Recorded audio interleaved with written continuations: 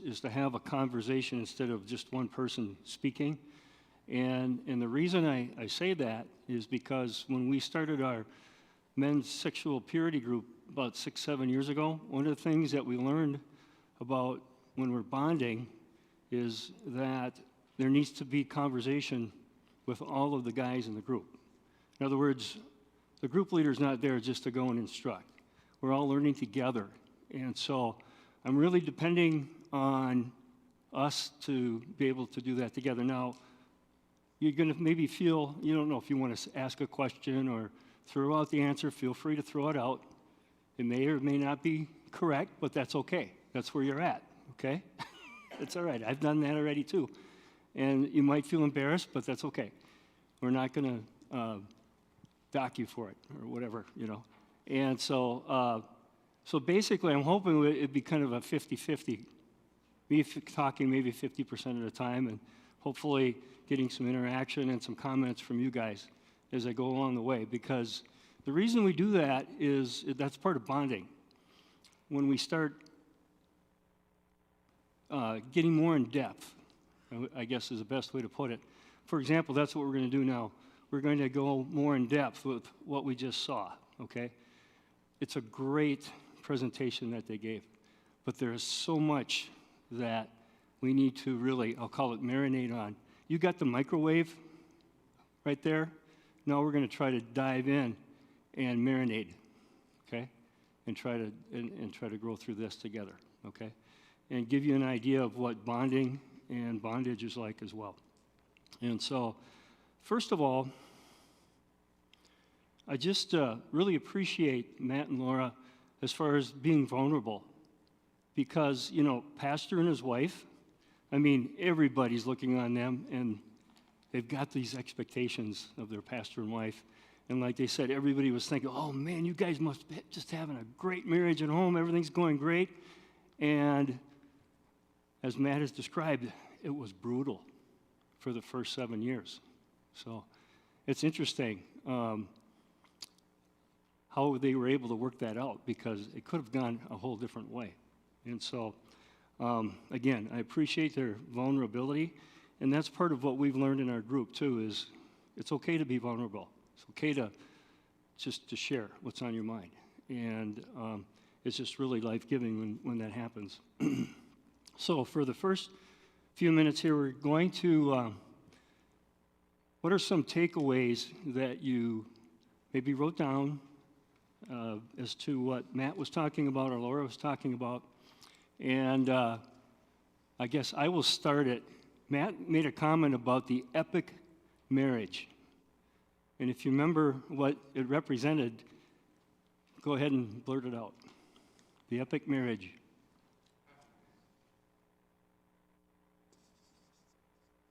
Okay? Matt's definition. Yeah, not your definition of an epic marriage. Lots of sex. That was the epic marriage, okay? And that's what he thought about at the time. So, again, there's nothing wrong with that, but that was his perception of what the epic marriage was. And then I already mentioned the first 7 years. He said it was a brutal 7 years. So, just going to write that down. 7 years. No fun.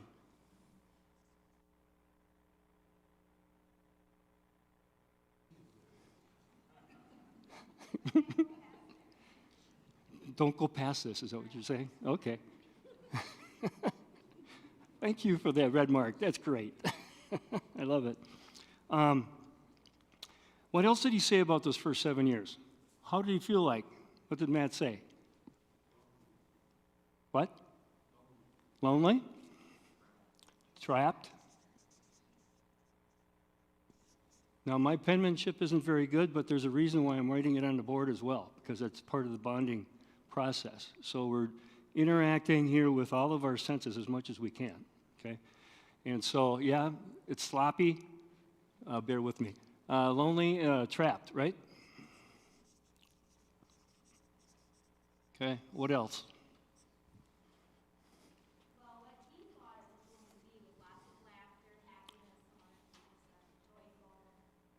Mm-hmm. That's what he thought, right. So his reality really wasn't true reality, right? Something like that.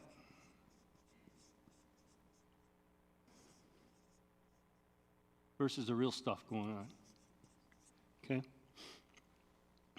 What else?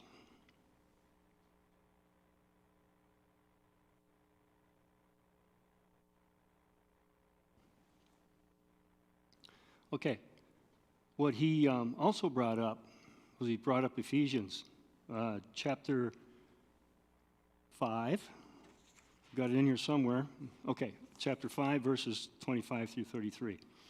I'm going to just land on verse 32 because that's kind of a description of what they were both talking about. And I'm going to be reading from the Passion Translation. Marriage is the beautiful design of the Almighty, a great and sacred mystery, meant to be a vivid example of Christ in His church.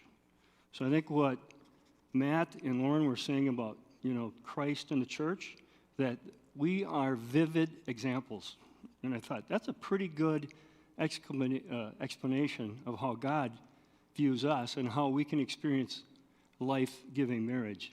And so our marriages are reflecting Christ and the bride, okay? Christ and His church. And so that's a very unique and wonderful relationship, okay? It's life-giving for both, okay? And so he's saying, okay, this is what we need to do as far as in our marriage, is to be that example, to be that picture, I think he called it as well. And so he made a couple other comments about that example. What's a few of those comments that he made? Giving his life.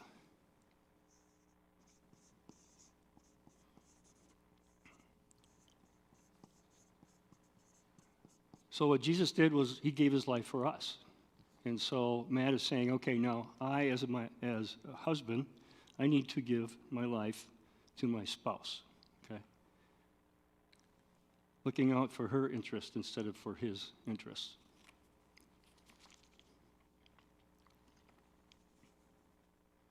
Any others?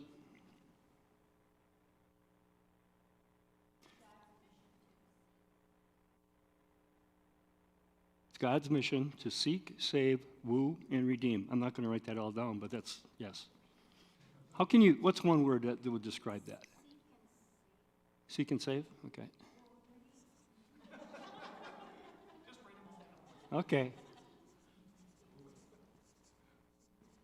Woo and redeem.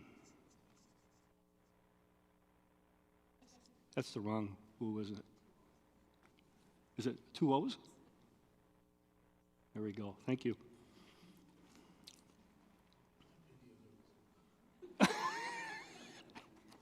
Woe is me? Is that the... Okay.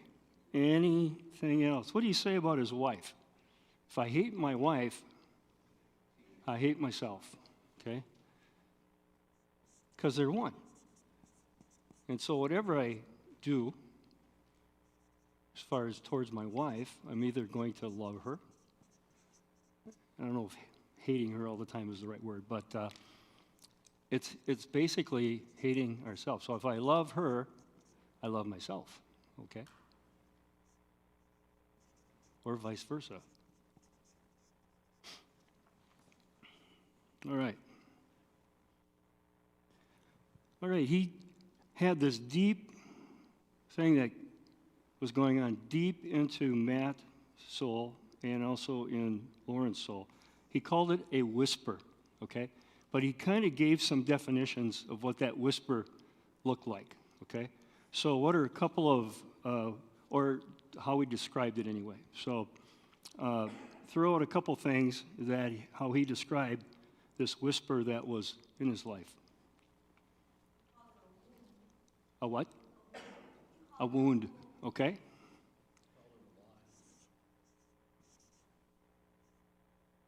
He also mentioned soul, that was coming deep within his being. It could be his soul, it could also be his heart. And we'll talk about that in a little bit. So, I'm sorry, I forgot what you said. Wound, there we go. A soul wound. Okay, how else did he describe that? That whisper. Lie.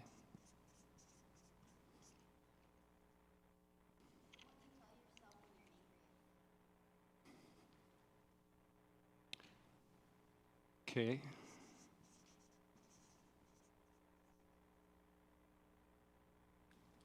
Anger and how I react after. That's right. Okay.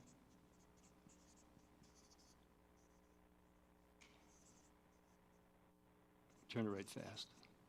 All right. Any others?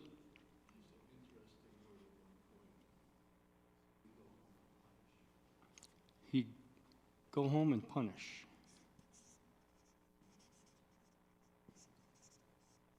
Can you give an example where he used it? Well, he would go home and he would have a misconception, and for her he would feel bad, and that he would not share his emotions or himself with her, which probably made her feel bad. Right. Right. So he asked her a question and about the phone, I think it was, and then she gave an answer. Then he just wouldn't say anything and throw the dishes in the dishwasher or something like that. So, okay. Anything else? What I wrote down in response to that was that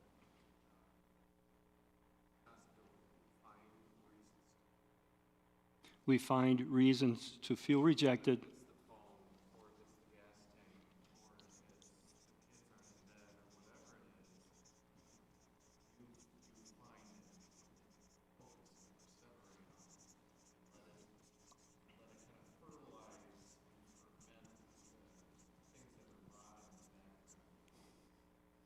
Wow, that's a great description.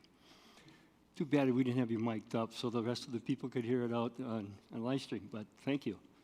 That's it. Perfect. Found reasons, looking for reasons to be rejected.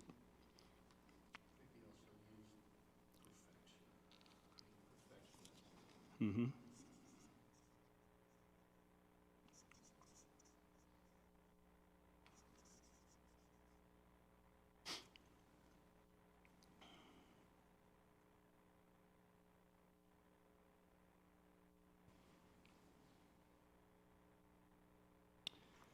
When you finding reasons to be rejected, you also tend to start hiding, and you almost isolate yourself, like you're on your own island. I don't know if that makes sense.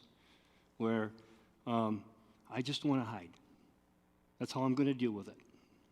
Like he went and threw his stuff in the dishwasher and he walked away. I'm going to go to my own island. I'm going to deal with it my way. Okay, so. And unfortunately, that's a lot how we deal with sin as well in our life. We tend to want to hide from it because of shame and that sort of thing. And we want to be our own island. If you remember the Simon and Garfunkel song, I am a rock, I am an island. An island feels no shame, and a rock, or is it a rock feels no shame, an island never dies, or something like that. But I got it mixed up. But rock feels no pain, that's what it is. Yeah. And an island what? Never cries. Okay? I go to my rock and my island because I don't ever cry. Okay?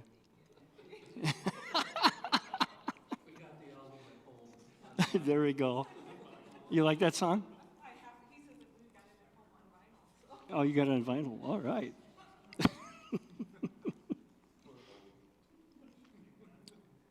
Now, he did make a comment. Okay, look, anybody else have any other comments? Jay? He also mentioned that the whisper, I think he mentioned three things, that wasn't lovable, that he was a fake, and that he was going to ruin this, the actual whisper that he mentioned. Okay, not lovable, fake. What was the third one? Ruin it. Ruin us? This. Okay. Everything, yeah. Not lovable, a fake. Where do you think that came from? That's true. Where did it come from after that? His childhood, right. So basically, soul wounds are basically generational sin, is what it is, if you want to call it the right word. It's stuff that goes on in your life that you may have had the ability to go overcome it on your own, or somebody else abused you in such a way that that it sticks with you. Okay? And the other thing about this, it's in your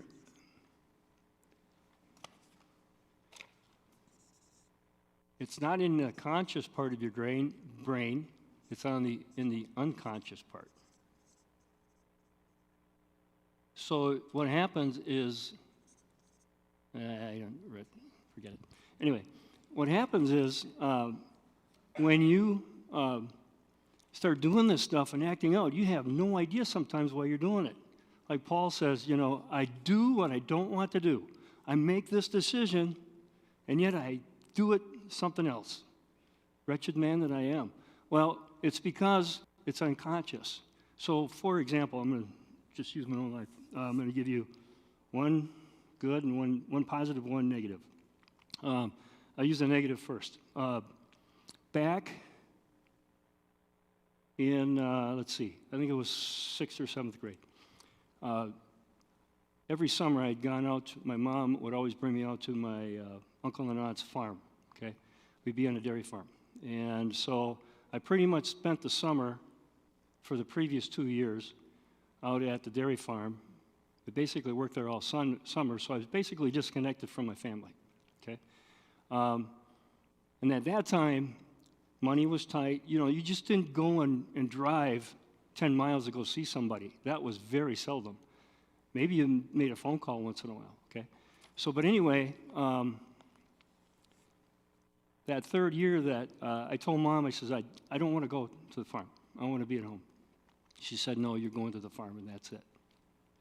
And then that night, in my bed, I was crying because I wanted to be home with my family, okay? So there was a separation, there was a disconnection, okay? That was the start of a soul wound for me, okay? Because now, not only was I disconnected from my family, but even all the stuff that goes on, all the interactions. There was a train wreck because the train drove right within 2 blocks from our house, and all the cows were running around and all that. And that time, I told them I want to go home to see this train wreck, So they didn't want to take me at first, but they did finally, my uncle and aunt. And but the thing is that started a separation between even me and my mother. Okay, so that's a soul wound that I had to deal with. That was unconscious, and I just realized that about 4 years ago. Okay, we've been going to this men's sexual purity group now. We've done it for 6 or 7 years. That's one of the things that they work on in helping us to deal with is dealing with soul wounds. Okay, and the reason you have to deal with the soul wound is because if you don't, you're just going to end up in addictions. Okay, and all the addictions is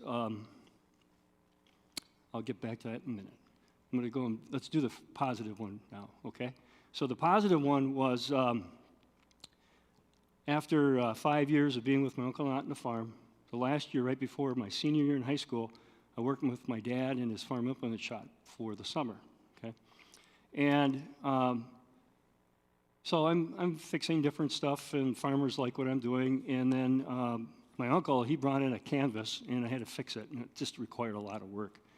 And the repair, my dad charged him $75. He said, $75? That's a lot of money. I could almost buy a new canvas for that. And I happened to be in that conversation, not in it, but just sitting there and listening to it because my uncle did not know who actually did the work. But my dad stood firm, and I can remember like right now, like I'm living it right now. But my dad stood firm and stuck with it, said, no, this is a good job. I need to bill you the $75. So, and what I got from that was he's got my back, okay? I never had that before. Not because he wasn't maybe doing it before. It's just because I was absent from the family for the last 5 years. So that was a great thing. And then I told him, it's got to be 15 years ago. but I really appreciated that comment. He had no idea. He didn't even know that he had done it, but I did. And like I said, when you have these unconscious stuff go on in your life, it sticks with you. It's like, whether it's positive or negative, you can recreate it just like that, okay?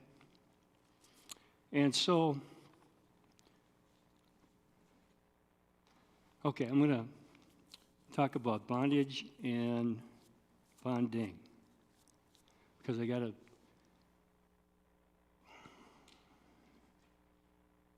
Okay, I'm letting the Spirit lead. I was going to go a little different direction, but we're going to continue on this for a little bit. First of all, what happens in your brain here? Now, let me go back. Let me back up. Addictions. All right. There's all kinds of addictions. We all know them. Alcohol, pornography, drugs, sex, workaholic. You can name them. There's a lot of them. Okay. And mainly, the reason for the addiction is we're trying to cope with our soul wounds, okay? That's the main reason, okay? The problem is that I can give up drugs or I can give up alcohol, but usually there's 2 or 3 other addictions that I'm still doing in order to cope with it, okay? Because coping is a conscious decision, okay? Where this is unconscious. You've got to deal with that in a different way, okay? So I can have victory over alcohol, but if I'm an alcoholic, I'm still not doing very good with my family, okay? Because I'm still coping with my soul wound, thinking I got it beat, but I really don't, okay? All right, now, why can't we beat it, okay? So if you talk about bonding, forget it. I'm going to change color. It might not come through very well. Not this one. Okay, this one. So, basically what happens is God is really great at creating us. And He created us to experience a lot of different things. First of all, we have to understand how He created us as how our brains function. And I'm going to, how much time do I have left? Okay, good. I might need it all. I'm just going to focus on 2 parts of the brain. I'm going to try to keep it as simple as I can. One part of the brain is called the prefrontal cortex. It's right near the front. And basically, it's about the size of your fist, I guess. Jeff will correct me if I'm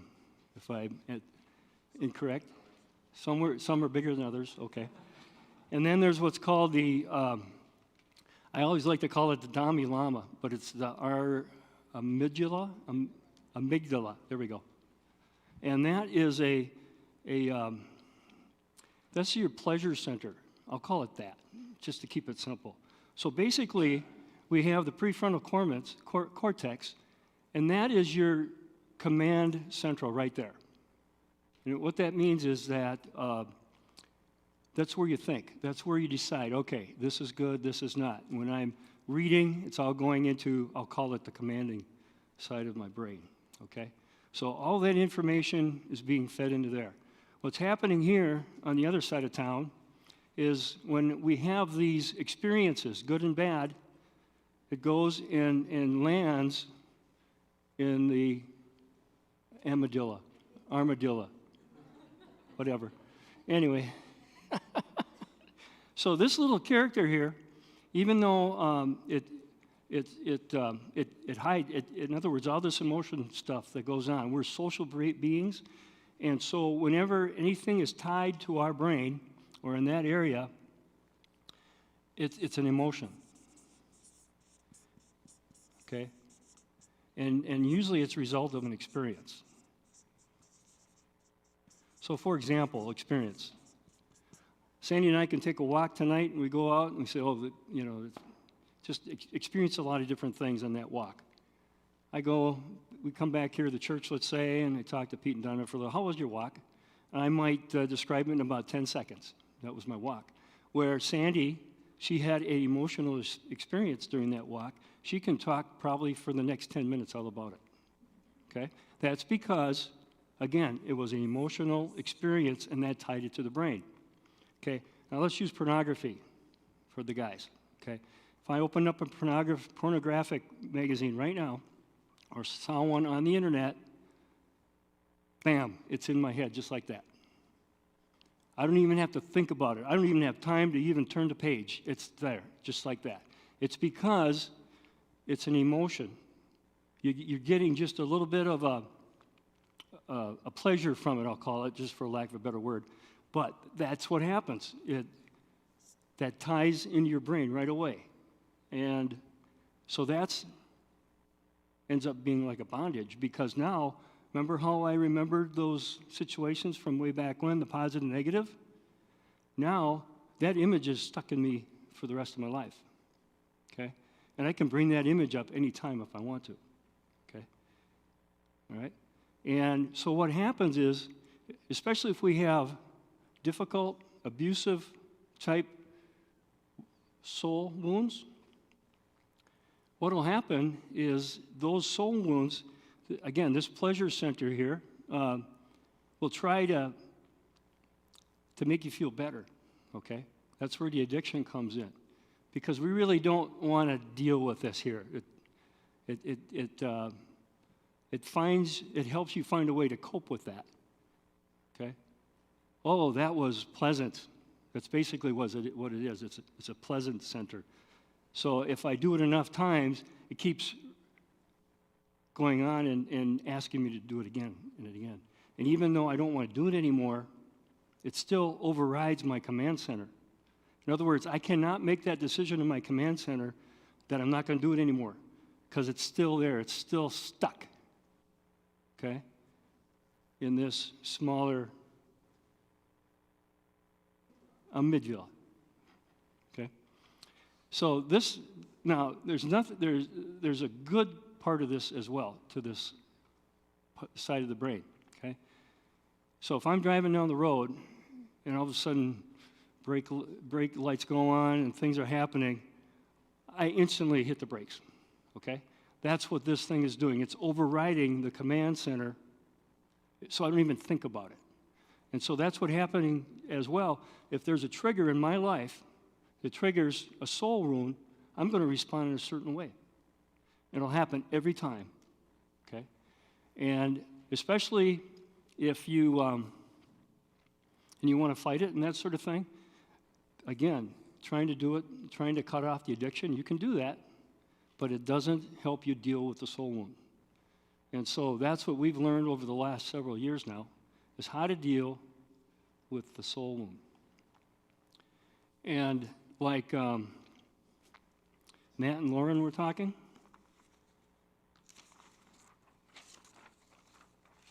did you get how long it took for them to discover it, first of all, and how long it took for them to deal with it and take it and finally be rid of it? Not rid of it, but being able to face it. That's the thing. Just being able to face that soul wound. Remember? Anybody have an idea? 7 years. Well, they had 7 years of marriage. That was really bad, okay? Brutal, okay?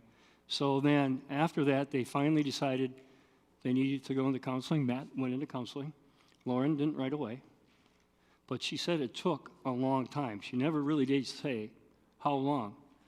But according to what we've found out in our own studies that we've done, by other people telling us, it's usually about 2 to 5 years it takes to overcome or face that soul wound. Because first of all, it might take 2 years before you even uncover it. It takes that long, okay?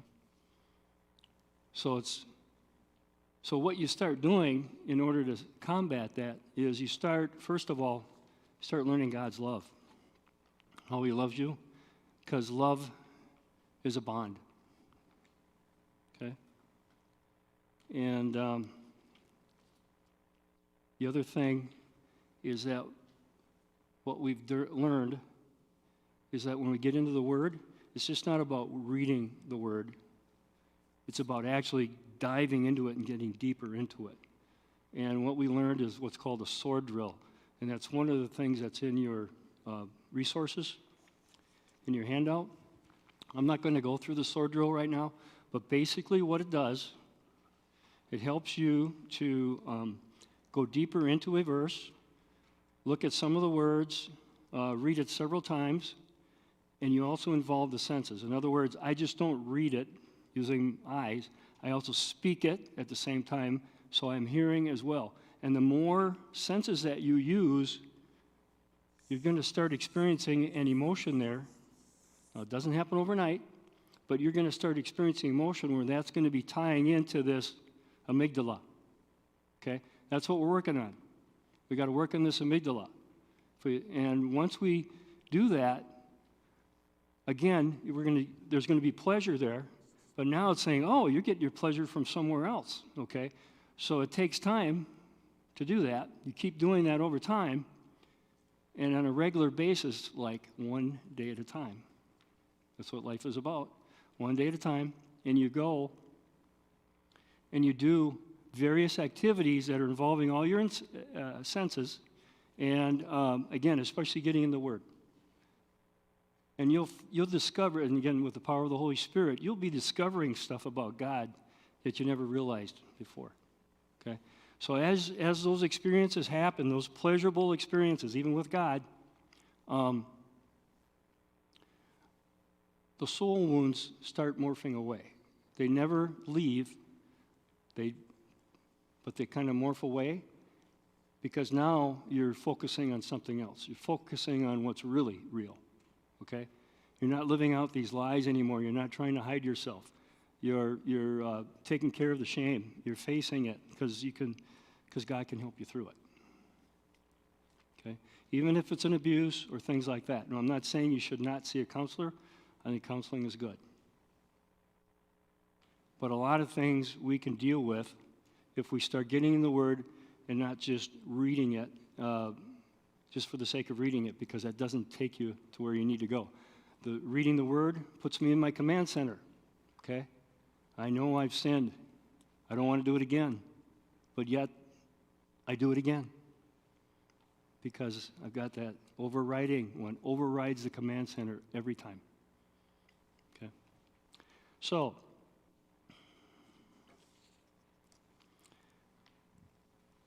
soul wounds. I was thinking about soul wounds, and I'm thinking, okay, who are some people in the Bible that have had some soul wounds? And actually, from our last couple of No Regrets speakers that we've been listening on at our men's group on Tuesday nights, there's quite a few people in the Bible that have soul wounds, okay?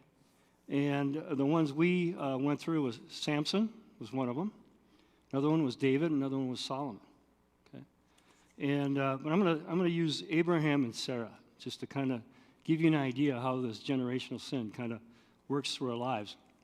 Okay, well, everybody remember Abraham and Sarah?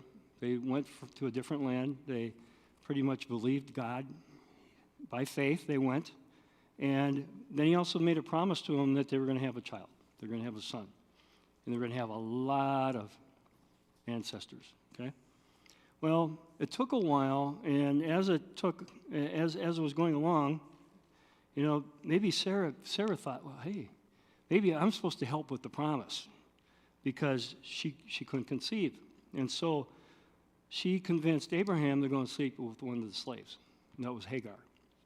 And so, and once Hagar conceived, well, then Sarah was upset with her and kind of abused her and chased Hagar away, but then God said, no, you come back. Go back to Abraham, okay? And so Ishmael was born. He was the firstborn, okay? So the custom at that time is the firstborn is the one that receives the inheritance, right? Anyway, in that day. So finally, Sarah does conceive, and the second-born son to Abraham was Isaac. Okay? Now, Ishmael was about 15 years old when Isaac was born. Okay? So Sarah decides, okay, we can't have this interaction going on here between Ishmael and Isaac. So they send them away, Hagar and Ishmael, all right? So, okay, what's the significance of that? Well, one time we had a Messianic Jew here. He talked about what's going on in the Muslim world. And one of the things about Muslims is that they feel that they should have gotten the blessing because Ishmael was the firstborn son. Okay? So they're always fighting for the blessing from God. So there's a soul wound right there. Rebekah. That was Isaac's wife. Had twins, Esau and Jacob. Isaac loved Jacob, and Rebekah loved, Isaac loved Esau, Rebekah loved Jacob. So there's favorites there from the beginning. Now, Esau was the firstborn, and he should have gotten the inheritance or the blessing, okay? But what happened was Rebekah decided to help Jacob out and deceive Isaac so that Jacob would get the blessing instead of Esau. Okay? So there was deception there. And actually, I'm going to keep going. Anyway, Jacob was sent to her brother Laban, where if you look back and read through that, Jacob was deceived by Laban. He was promised to be married to Rachel. Right. But on his wedding night, Laban replaced his sister, Rebekah, with Leah, the older sister. And Jacob didn't know about it till the next morning when he woke up, that he had intercourse with the wrong person. So, of course, he was deceived, and then talked to Laban about it, and then he married Rachel at the same time the next day or whatever he gave her. Okay, but he had to stay another 7 years. But he got Rachel right away. So there was deception already in Rebekah's family because Rebekah was a relative of Laban. Okay, Isaac's wife, and then Jacob was deceived. Okay, so we've got more soul wounds going on here. Just giving you kind of an idea of how this works. And of course then Jacob, he didn't love Leah, and he had Rachel, but Leah was blessed with children. And Rachel had some of her slaves conceive sons for her, just like Sarah did for Abraham. Okay? And Leah conceived more and more, and finally Rachel gave birth to Joseph. And then she died after giving birth to Benjamin. Okay, so you have 12 sons, most of them born to Leah, some to her slave, some to Rachel's slave, and 2 born to Rachel, Joseph and Benjamin. Okay? All right, there was a little dissension going on there because Jacob loved Joseph, so he gave him the robe. And of course, brothers were really not happy about that. And then then he told them dreams about their family. And of course, you know the rest of the story. So there's some example of generational sin. And again, we could look at it from David, from Samson, from a lot of other figures in the Bible. And understanding that, there's no generational sin going on here. That's part of the hiding. Okay? I can control it. I can control the internet. Unfortunately, the internet's controlling me. I can control the computer, but unfortunately, the computer is controlling me. I can control Facebook, but unfortunately, Facebook is controlling me. And knowing how they're doing it, they're doing the same thing. They're tying you to an emotion to get you to go into their sponsors. They watch what you're doing, and every time you go, wherever you click on different things to look at, they develop whatever they develop, what you like to look at, basically what it is. That's basically what this does. Okay? So now, that's happening in real life. Happens all the time. So, giving you some ideas and understanding. Are there any questions before I close? Does this make sense, first of all?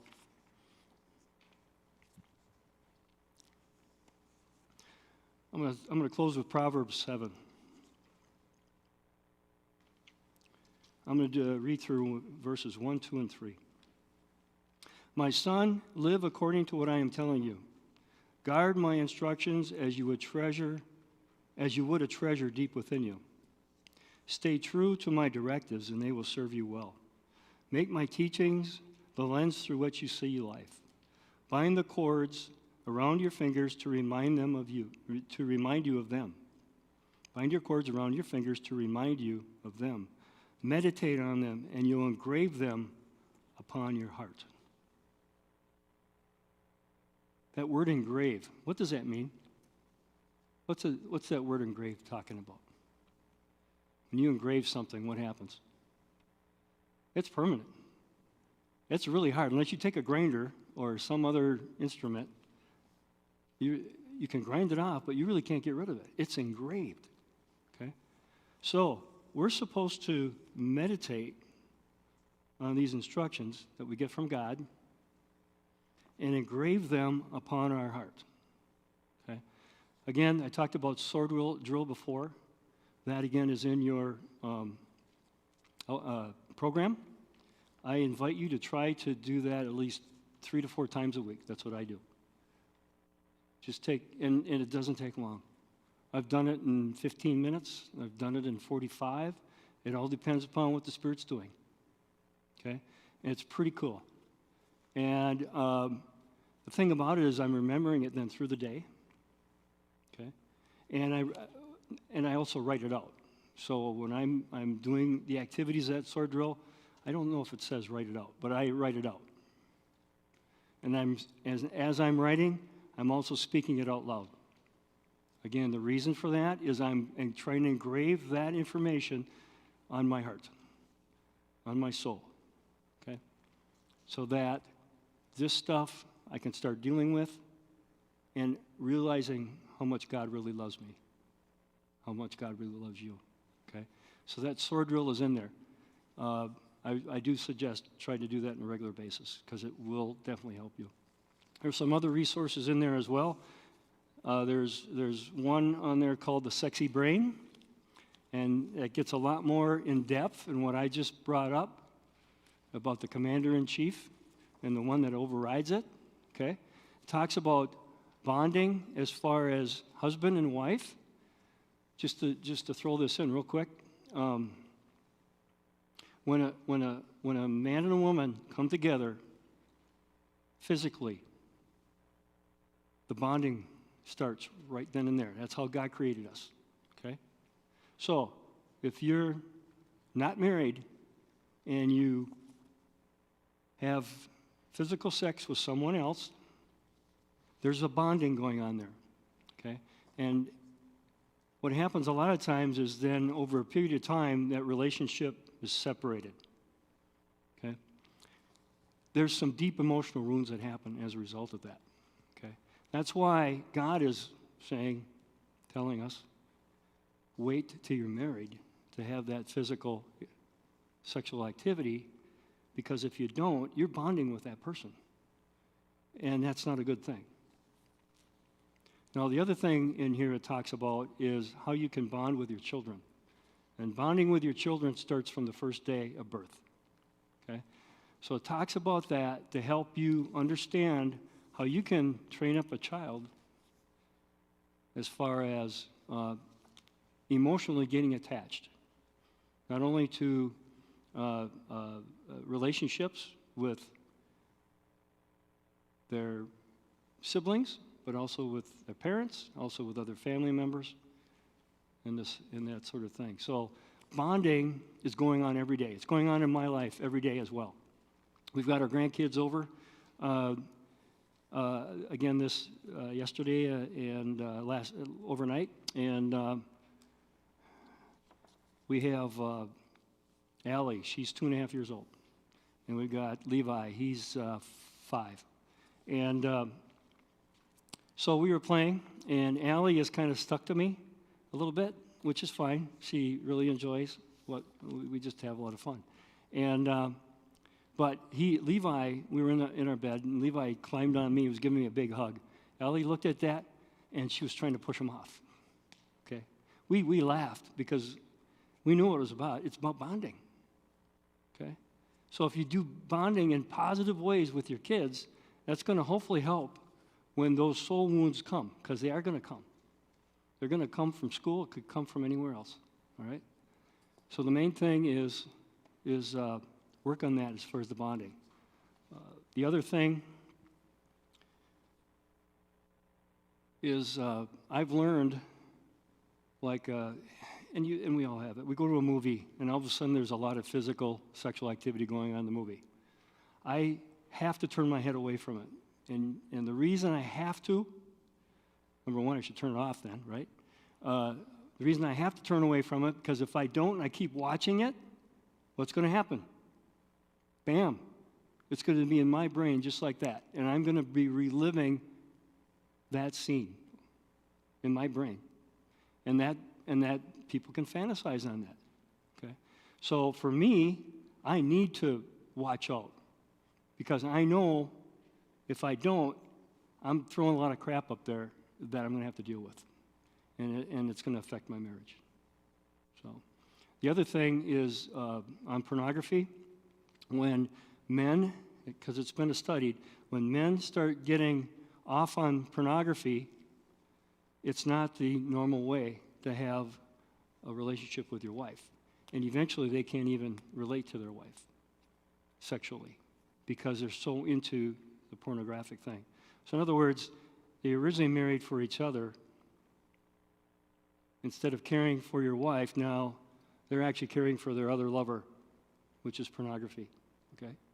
So that's why, and it could be Facebook, it could be computer, whatever, high technology, doesn't matter, okay? We need to really work on helping our next generation coming up to understand what's going on in your brain and in your head and how we can help them in developing good emotional experiences that are tied in there, not just for that period in time, but for the rest of their life. So, okay. All right, I think I've said enough. Any questions?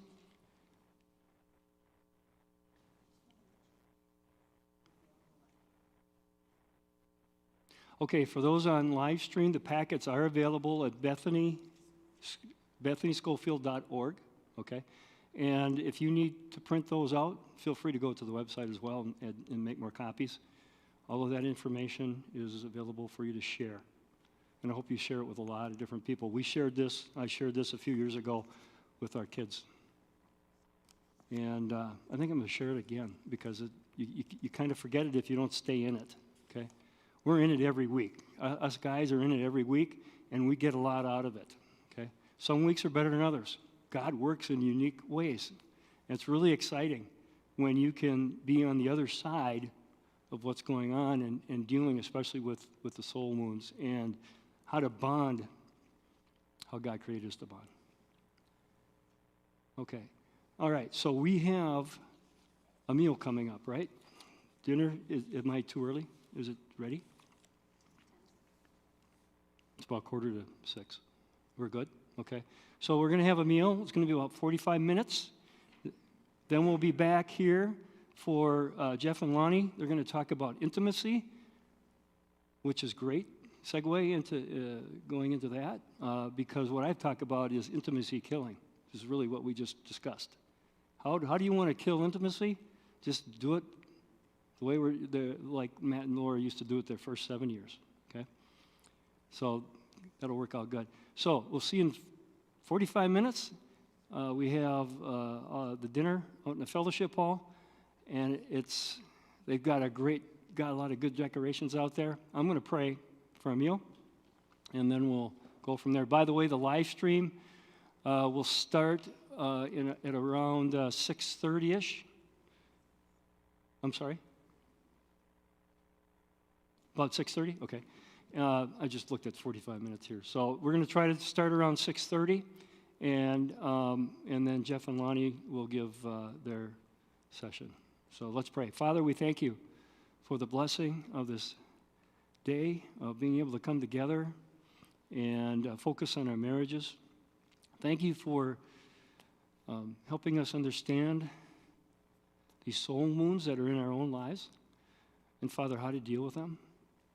We give you praise for the power of your Spirit and the power of your love that bonds us together. Thank you for sending your one and only Son, Jesus, to pay the price for our sins so that we would not be separated from you anymore, but be with you forever in a life-giving experience with you and in our marriages and in our families. Father, I ask for your covering over our marriages this evening. Father, there's so much going on that's against us, that's against you. Help us every day to be able to take some time just to look at ourselves and how we're doing in our marriages, because it is a day-to-day walk that we need with you in helping us to do that. We thank you for that. Thank you for the people that prepared the meal here tonight, who decorated the fellowship hall. It looks great. And we just ask for your blessing upon them tonight as well. And thank you for the meal that they prepared. We pray these things in Jesus' name.